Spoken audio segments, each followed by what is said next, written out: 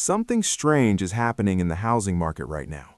Homes aren't crashing, prices aren't collapsing, but people still can't buy. And the weirdest part? Millions of homeowners who already own houses aren't selling either. It's like the entire market just froze, almost like someone hit pause. You drive through neighborhoods and see for sale signs missing. Listings are lower than they've been in years. People want to move. They want bigger homes, better cities, cheaper areas, but they're stuck. Not because they can't afford it, not because they don't want to, but because leaving would actually make their life worse. And the reason is something most people have never even heard of. It's called the mortgage lock effect, and it might quietly be one of the biggest housing problems we've ever seen, because it's trapping millions of Americans in place. And if this continues, it could break the entire housing market in ways nobody expects. Let's talk about what's really happening.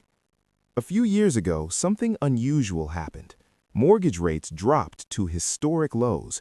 We're talking numbers people had never seen before. 2%, 3%, sometimes even lower. For the first time in modern history, borrowing money to buy a home was ridiculously cheap, so millions of people rushed in. They bought houses, refinanced, locked in those low rates, and it felt like winning the lottery. A $300,000 home with a 3% mortgage meant a super low monthly payment, sometimes hundreds of dollars cheaper than renting. At the time, it felt like the smartest financial decision ever, and honestly, it was. But then, something changed. Inflation hit, the economy overheated, and the Federal Reserve started raising interest rates aggressively, fast, very fast. Mortgage rates didn't stay at 3%. They jumped. 5%, 6%, 7%, even higher, almost overnight. And that's when the trap was created. Here's the part most people don't realize. Your home price matters, but your interest rate matters even more, because your rate controls your monthly payment. Let me show you what I mean. Imagine you bought a house for $300,000 at 3%. Your payment might be around $1,200 a month. Now imagine buying that exact same house today at 7%. Your payment jumps to around $2,000 or more.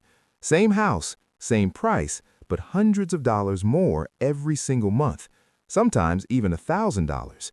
That's not a small difference. That's life-changing money. That's grocery money, car payment money, savings money. So now imagine this situation.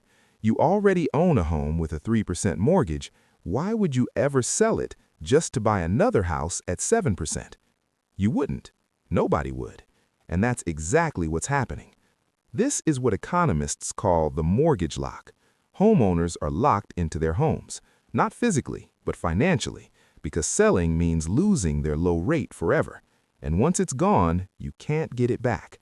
So people who would normally move every few years just stay put. Families outgrowing their house? They stay. People wanting to relocate for better jobs, they stay. Retirees wanting to downsize, they stay.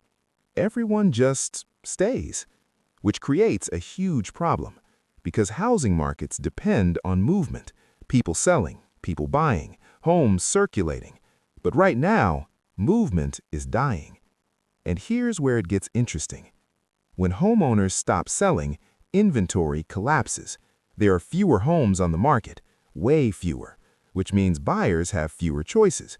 And what happens when supply drops but demand stays the same? Prices go up. So now we have this weird situation. Rates are high, payments are high, but prices aren't dropping like people expected because nobody's selling. The market isn't crashing, it's suffocating, slowly, quietly, like air leaving a room.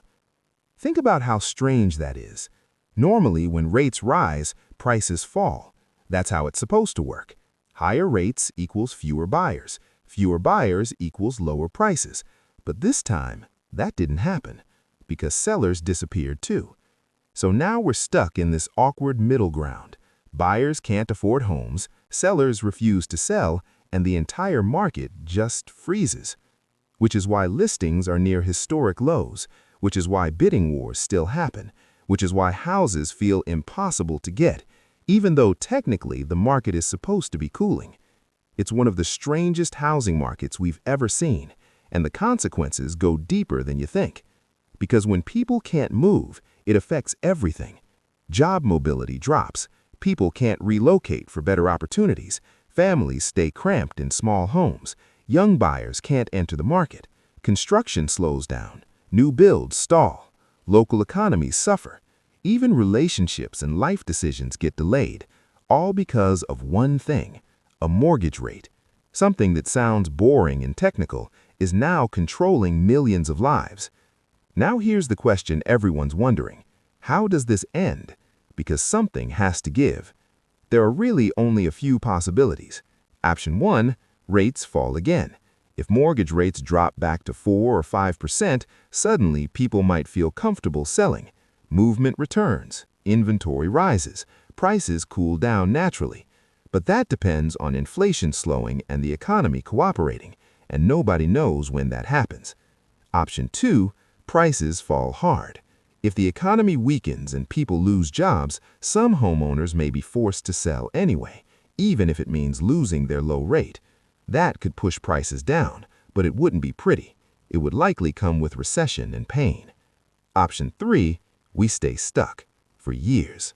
Slow, frozen, low inventory, high prices, low affordability, which honestly might be the most realistic outcome and maybe the most frustrating, because it means no dramatic crash, just quiet struggle. So what does this mean for regular people? If you already own a home with a low rate, you're probably staying. You basically have golden handcuffs, cheap debt that you'll never want to give up. And honestly, that's not a bad position to be in. But if you're trying to buy your first home, it's rough, really rough. High prices, high rates, low inventory. It's like playing a game where every level gets harder, which is why so many younger people feel locked out. And it's not laziness, it's math. The numbers just don't work like they used to. So here's the bigger lesson. Housing isn't just about prices, it's about payments, it's about rates, it's about timing. And sometimes the biggest problems aren't crashes, they're freezes. Markets that stop working the way they should. Because when people can't move, the entire economy slows down with them. The mortgage lock might not sound dramatic. It doesn't make headlines like housing crash. But quietly, it might be just as powerful, because it traps millions of people in place and changes how an entire country lives. So if you've ever wondered why homes still feel expensive, why listings are low, why nobody's moving, now you know. It's not just supply and demand, it's a financial trap built into the system itself. And until something changes, we might all just be stuck exactly where we are. If you want more simple breakdowns of what's really happening with money, housing, and the economy, subscribe to MacroEcho, because the more you understand the system, the less it surprises you. And I'll see you in the next one.